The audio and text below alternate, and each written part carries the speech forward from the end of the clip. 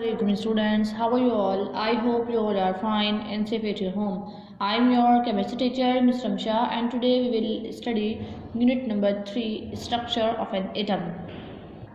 So student, new chapter start करने जा रहे हैं आज हम अपना जो है structure of an atom. Structure of an atom के बारे में पढ़ने से पहले आपको पता होना चाहिए कि मैटर किसे कहते हैं। प्रीवियस क्लासेस से पढ़कर आ रहे हैं स्टूडेंट्स के मैटर किसे कहते हैं। Anything that has mass and occupies space is called matter.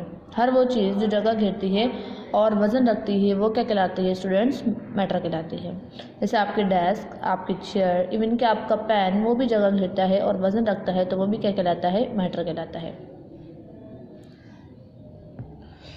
Even कि आपका पेन भी क्या कहलाता है? मैटर। अब एटम क्या है कि मैटर जो है ये एटम से मिलके बनता है। मैटर स्मॉलेस्ट छोटे छोटे पार्टिकल, छोटी छोटी यूनिट से मिलके बनता है जिसे हम कहते हैं एटम। मैटर का छोटे से छोटा पार्टिकल क्या कहलाता है? एटम कहलाता है। The smallest particle of matter is called an atom. Smallest particle matter का क्या कहलाता है? एटम कहलाता है। अब पढ़ लेते हैं एटम के स्ट्रक्चर के बारे में। एटम के स्ट्रक्चर के बारे में सबसे पहले हम ये पढ़ते हैं कि एटम का जो सेंट्रल पार्ट होता है, जो सेंटर में पाया जाता है स्टूडेंट्स, वो कहलाता है आपके पास न्यूक्लियस। क्या कहलाता है वो? न्यूक्लियस। और न्यूक्लियस में क्या मौजूद होते हैं स्टूडेंट्स? प्रोटॉन मौजूद होते हैं और न्यूट्रॉन। सेंट्रल पार्ट क्या है? न्यूक्लियस। और न्यूक्लियस में क्या मौजूद है? प्रोटॉन और न्यूट्रॉन। अच्छा, अब ये प्रोटॉन और न्यूट्रॉन क्या है? अब ये जो एटम है ये भी मज़ीद 3 छोटे छोटे सब एटॉमिक पार्टिकल से मिलकर बनता है जिसे हम कहते हैं इलेक्ट्रॉन, प्रोटॉन और न्यूट्रॉन। यानी कि पहले मैटर से निकला एटम और एटम भी मज़ीद 3 सब एटॉमिक पार्टिकल से मिलकर बनता है जिसे हम कहते हैं इलेक्ट्रॉन, प्रोटॉन और न्यूट्रॉन। सेंट्रल पार्ट क्या है इस एटम का? न्यूक्लियस। अब न्यूक्लियस के अंदर क्या मौजूद होते हैं स्टूडेंट्स? प्रोटॉन और न्यूट्रॉन। प्रोटॉन और न्यूट्रॉन किसके अंदर मौजूद होते हैं? न्यूक्लियस के अंदर। ठीक है, अब क्या बचे? इलेक्ट्रॉन। अब आपको ये सर्कुलर जो दायरा नज़र आ रहा है, ये सर्कुलर पाथ नज़र आ रहा है, ये कहलाता है ऑर्बिट या शेल्स। इसे हम क्या कहते हैं? ऑर्बिट कह लो या शेल्स कह लो। अब ये जो इलेक्ट्रॉन है इस ऑर्बिट और शेल्स के अंदर क्या करते हैं? गर्दिश करते हैं, घूमते हैं, रिवॉल्व करते हैं। ठीक है, इलेक्ट्रॉन क्या करते हैं? इन ऑर्बिट और शेल्स के अंदर गर्दिश करते हैं, घूमते हैं, रिवॉल्व करते हैं।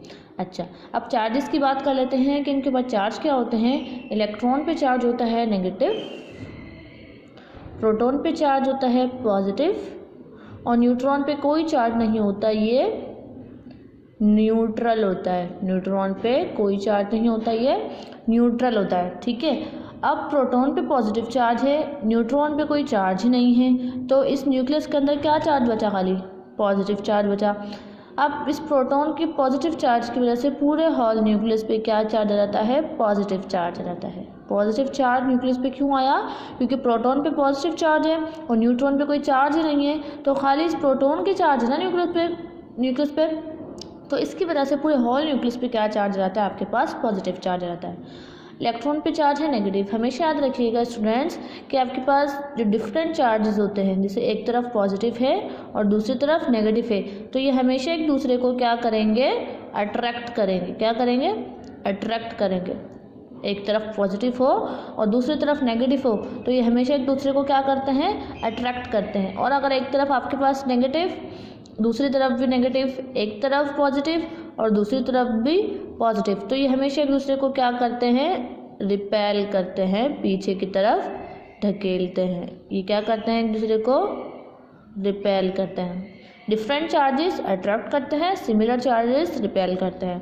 तो अब देखें, न्यूक्लियस पे पॉजिटिव चार्ज, इलेक्ट्रॉन पे नेगेटिव चार्ज, दोनों डिफरेंट चार्जेस हो गए, तो ये क्या करेंगे? एक दूसरे को अट्रैक्ट करेंगे, इनके अंदर एक फोर्स डेवलप होगी और वो फोर्स क्या कहलाती है आपके पास? Electrostatic force. वो फोर्स जो कि 2 डिफरेंट चार्जेस के बीच में होती है स्टूडेंट्स, वो क्या कहलाती है? Electrostatic force. कोई पूछे कि इलेक्ट्रोस्टैटिक फोर्स क्या होती है?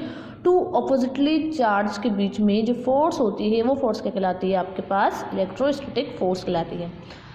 अब आप स्टूडेंट्स, अब ये शेल्स हैं। अब ये शेल्स एक नहीं होते बल्कि 1 2 3 4 5 6 7 8 कितने भी शेल्स हो सकते हैं। ठीक है, तो जो फर्स्ट शेल होगा उसके अंदर हमेशा 2 इलेक्ट्रॉन आते हैं। उसके अंदर हमेशा कितने इलेक्ट्रॉन आते हैं? 2।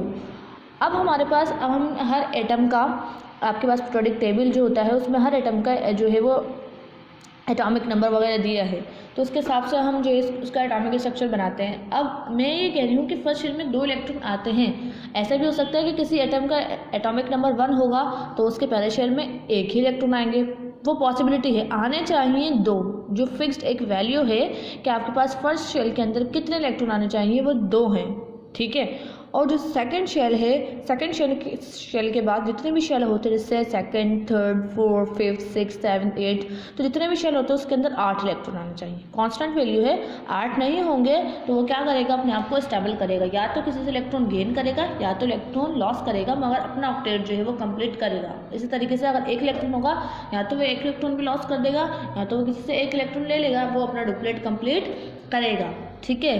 तो वो शेल जिसके अंदर 2 इलेक्ट्रॉन आते हैं वो डुप्लेट रूल को फॉलो करता है, और वो शेल जिसके अंदर 8 इलेक्ट्रॉन आते हैं वो ऑक्टेट रूल को फॉलो करता है। ये डुप्लेट रूल को करता है और ये ऑक्टेट रूल को करता है। अच्छा जी, अब हमारे पास जो पहला शेल होता है वो स्टूडेंट्स होता है के शेल, दूसरा होता है एल, फिर एम, फिर एन, फिर ओ। इस तरीके से आपके पास शेल्स जो है वो चलते रहते हैं, ठीक है। अब बात आती है कि एटम्स के ऊपर पॉजिटिव और नेगेटिव साइन कब आता है। देखिए, कोई भी एटम हमेशा याद रखिएगा, जब अपने शेल में से इलेक्ट्रॉन को बाहर निकालता है यानी कि लॉस करता है, तो उस पर क्या चार्ज आता है स्टूडेंट, पॉजिटिव चार्ज आता है। कोई भी एटम जब अपने एटम में उसमें से शेल में से इलेक्ट्रॉन को बाहर निकालता है तो उसके ऊपर पॉजिटिव चार्ज आता है, और अगर इलेक्ट्रॉन गेन करता है तो उसके ऊपर नेगेटिव चार्ज आता है। हमेशा याद रखिएगा, कोई भी एटम जब इलेक्ट्रॉन लॉस करेगा तो पॉजिटिव चार्ज आएगा, और जब गेन करेगा तो नेगेटिव चार्ज आएगा, ठीक है। सिंपल में आपको एक लिथियम एलिमेंट है, आपका फर्स्ट ग्रुप का एलिमेंट है, उसका में एटॉमिक नंबर होता है 3, उसका एटॉमिक स्ट्रक्चर बना के दिखा रही हूँ आपको। सेंट्रल पार्ट क्या होता है एटम का, न्यूक्लियस। न्यूक्लियस में क्या मौजूद होते हैं, प्रोटॉन और न्यूट्रॉन मौजूद होते हैं। हमेशा याद रखिएगा स्टूडेंट, नंबर ऑफ प्रोटॉन हमेशा नंबर ऑफ इलेक्ट्रॉन के इक्वल होते हैं। मतलब किसी भी एटम के अंदर जितने नंबर ऑफ प्रोटॉन होंगे, लाजमी उसके अंदर उतने ही नंबर ऑफ इलेक्ट्रॉन होंगे, क्योंकि नंबर ऑफ प्रोटॉन इक्वल होते हैं नंबर ऑफ इलेक्ट्रॉन के। अब इसका एटॉमिक नंबर है 3, तो इसके अंदर 3 ही प्रोटॉन होंगे और 3 ही इलेक्ट्रॉन होंगे, ठीक है। 3 प्रोटॉन हैं और 3 ही इलेक्ट्रॉन हैं। अब आपके पास एटॉमिक नंबर है 3, तो अभी हमने पढ़ा कि फर्स्ट शेल में कितने इलेक्ट्रॉन आते हैं, 2। 1 इलेक्ट्रॉन यहाँ डाला, 1 इलेक्ट्रॉन यहाँ आ गया, 2 इलेक्ट्रॉन हो गए। कितने डुप्लेट कंप्लीट हो गया इसका, कितने इलेक्ट्रॉन बचे, 1। अब दूसरा शेल आएगा यहाँ पर, ठीक है, 1 इलेक्ट्रॉन दिया गया।